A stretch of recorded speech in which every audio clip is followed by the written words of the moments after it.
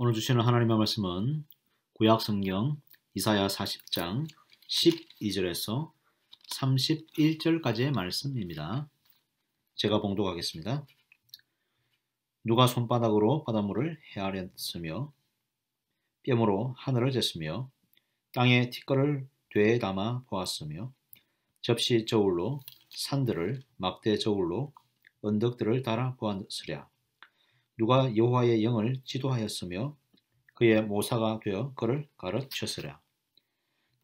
그가 누구와 더불어 의논하셨으며 누가 그를 교훈하였으며 그에게 정의의 길로 가르쳤으며 지식을 가르쳤으며 통달의 도를 보여주었느냐. 보라, 그에게 열방이 통의 한 방울 물과 같고 저울의 작은 티끌 같으며 섬들은 떠오르는 먼지 같으리니 레바논은 땔감에도 부족하겠고 그 짐승들은 번제에도 부족할 것이라. 그의 앞에는 모든 열방이 아무것도 아니라 그는 그들을 없는 것 같이 빈 것 같이 여기시느니라. 그런즉 너희가 하나님을 누구와 같다 하겠으며 무슨 형상을 그에게 비기겠느냐. 우상은 장인이 부어 만들었고 장색이 금으로 입혔고 또 은사슬을 만든 것이니라. 궁핍한 자는 거제를 드릴 때에 썩지 아니하는 나무를 택하고 지혜로운 장인을 구하여 우상을 만들어 흔들리지 아니하도록 세우느니라. 너희가 알지 못하느냐? 너희가 듣지 못하였느냐? 태초부터 너희에게 전하지 아니하였느냐? 땅의 기초가 창조될 때부터 너희가 깨닫지 못하였느냐? 그는 땅 위 궁창에 앉으시나니 땅에 사는 사람들은 메뚜기 같으니라. 그가 하늘을 차일같이 펴셨으며 거주할 천막같이 치셨고 귀인들을 패하시며 세상의 사사들을 헛되게 하시나니 그들은 겨우 심기고 겨우 뿌려졌으며 그 줄기가 겨우 땅에 뿌리를 박자 곧 하나님이 입김을 부시니 그들은 말라 회오리 바람에 불려가는 초계 같도다. 거룩하신 이가 이르시되 그런즉 너희가 나를 누구에게 비교하여 나를 그와 동등하게 하겠느냐 하시니라. 너희는 눈을 높이 들어 누가 이 모든 것을 창조하였나 보라.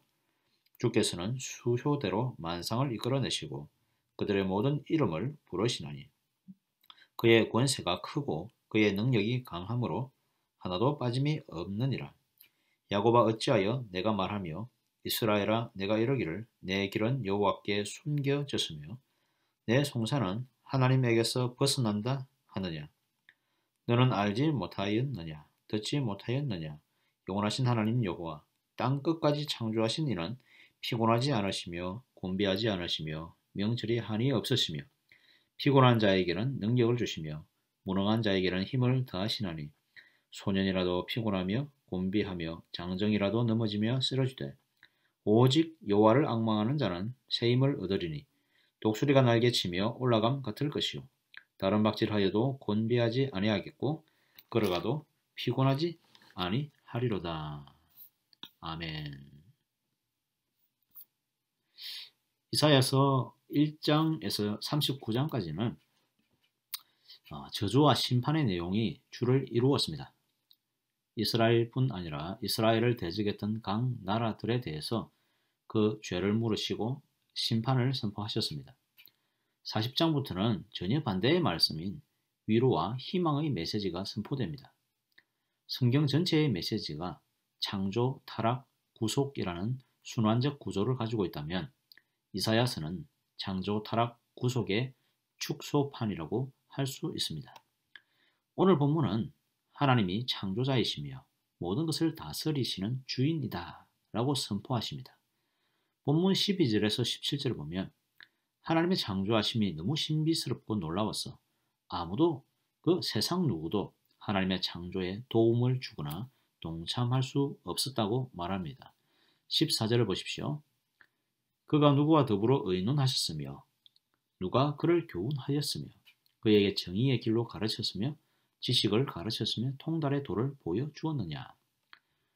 창조는 하나님만이 하시고 이루실 수 있는 부분입니다.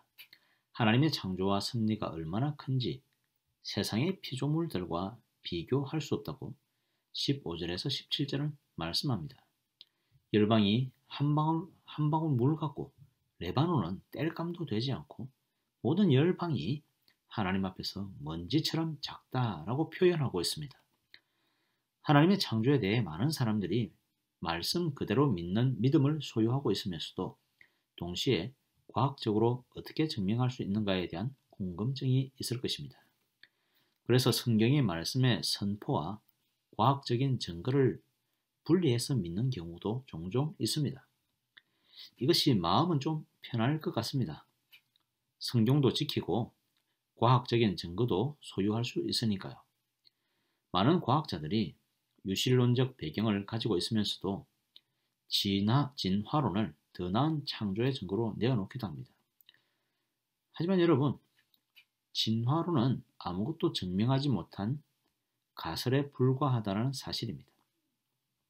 진화가 과학적이고 사실이다라는 당위성을 가진 주장을 많이 합니다.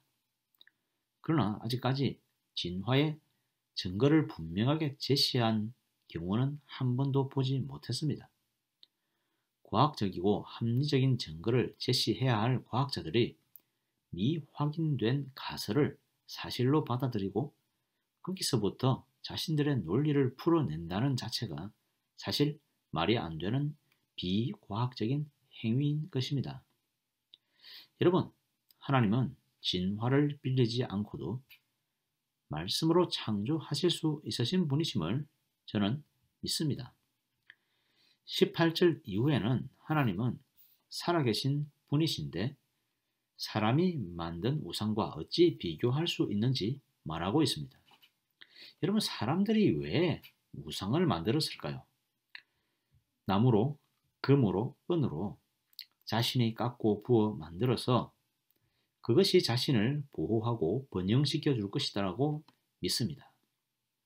여러분, 우상이야말로 인간이 바라는 헛된 욕심을 어떤 현실적인 것으로 표현한 것이 아닐까요?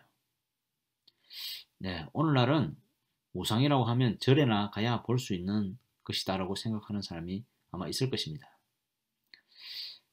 여러분, 이 당시 이사야 시대 당시에 우상을 만드는 이유 중 하나는 아마도 자연을 숭배한 까닭 때문일 것입니다.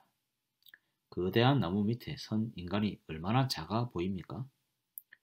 여러분, 거대한 대자연 속에 한번 서 보신 적이 있을 것인데요. 인간이 얼마나 작은 존재인지 대자연 속에 한번 서보면 우리가 느낄 수 있습니다.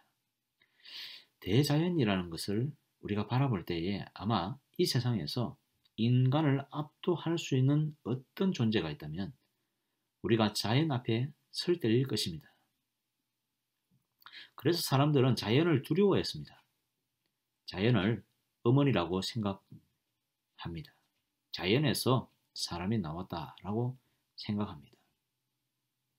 그래서 사람들은 자연스럽게 자연에서 존재하는 신비한 나무나 신비한 돌, 어떤 강력해 보이는 짐승들을 신비롭게 바라보면서 그런 형상을 만들어 섬기면 마치 자신들이 그런 힘을 얻을 것처럼 여겼던 것입니다.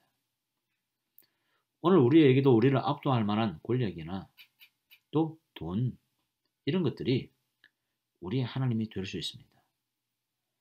우리가 바라는 그 형상이 우리의 우상이 될 수 있다라는 것입니다. 우리의 마음과 영혼을 하나님 대신해서 성공이나 돈으로 깎아 만들어 볼 수 있습니다. 우리가 피나게 노력해서 이뤄낸 명예와 업적이 내가 깎아 만든 우상이 될 수 있습니다. 25절은 말씀합니다. 거룩하신 이가 이르시되 그런즉 너희가 나를 누구에게 비교하여 나를 그와 동등하게 하겠느냐 하시니라.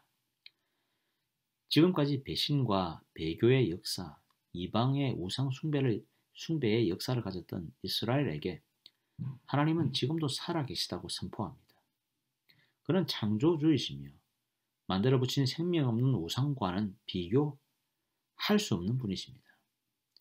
그래서 지금까지 죄로 인해 망가지고 멸망해서 바벨론의 포로가 된 백성들인 바로 이 이스라엘이지만 하나님은 죽은 신이 아니기 때문에 아무것도 없는 것에서 모든 것을 만드시는 창조주 되시기 때문에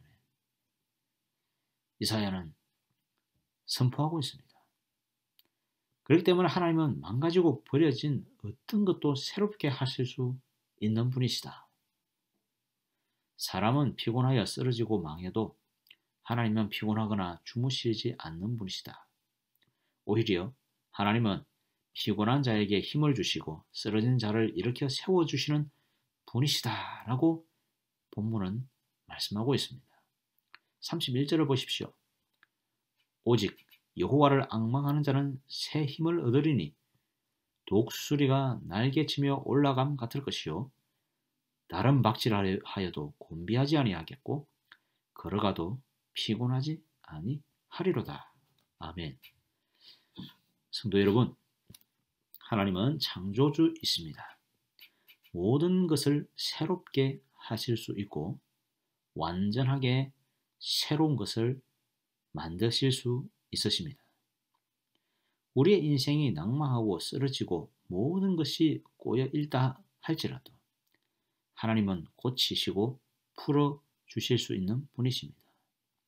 비록 우리의 죄로 인해 아무것도 할 수 없고 우리의 연약함 때문에 죄 지을 수밖에 없는 형편이지만 오직 하나님은 치료하시며 깨끗게 하시며 구원하실 수 있는 분이심을 믿습니다. 아멘. 다 함께 기도하겠습니다.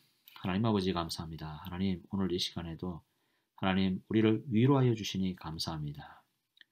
오랜 기간 동안 죄로 인해서 망가지고 비틀어지고 하나님을 떠났던 우리 인간들을 불쌍히 여기시고 하나님께서 이제 내 백성을 위로하라는 위로의 메시지를 주시고 다시 한번 창조주 하나님이심을 선포하여 주셔서 감사합니다. 그 어떤 것도 못하실 일 없으시며 못 만드시는 것이 없으시며 고치지 못하실 것이 없는 그 하나님을 의지합니다. 세상의 헛된 것들을 바라보지 아니하고 오직 말씀만으로 고치시며 창조하시는 구세주의 능력을 의지하는 오늘 하루 될 수 있도록 하나님 축복하여 주시옵소서.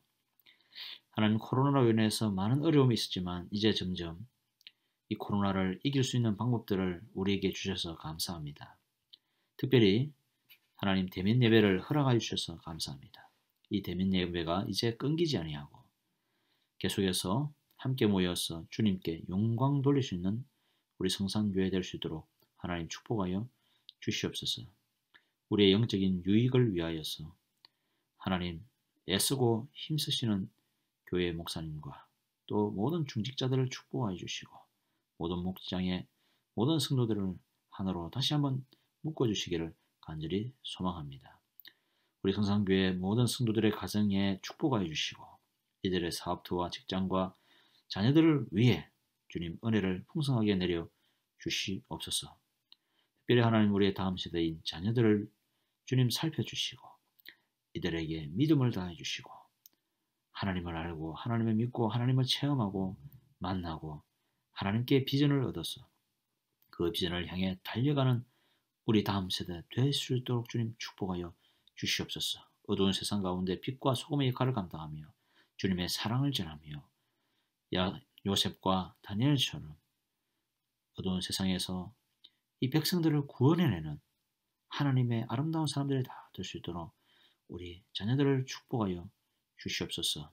이제 우리 자녀들 대면 예배가 다음 주부터 열릴 예정입니다. 하나님 우리 자녀들도 함께 만나서 예배하며 주님께 아름다운 영광의 찬송을 돌릴 수 있도록 우리 자녀들을 축복하여 주시옵소서.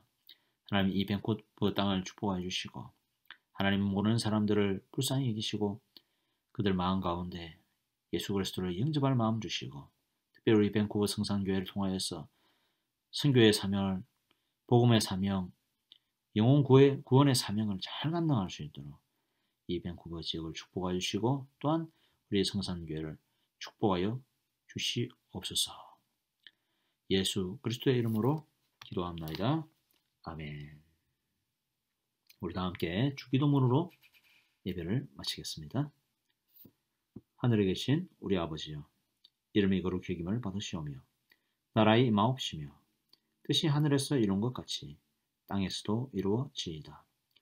오늘날 우리에게 일용할 양식을 주옵시고 우리가 우리에게 죄 지은 자를 사하여 준 것 같이 우리 죄를 사하여 주옵시고 우리를 시험에 들게 하지 마옵시고 다만 악에서 구하옵소서. 대개 나라와 권세와 영광이 아버지께 영원히 있사옵나이다. 아멘.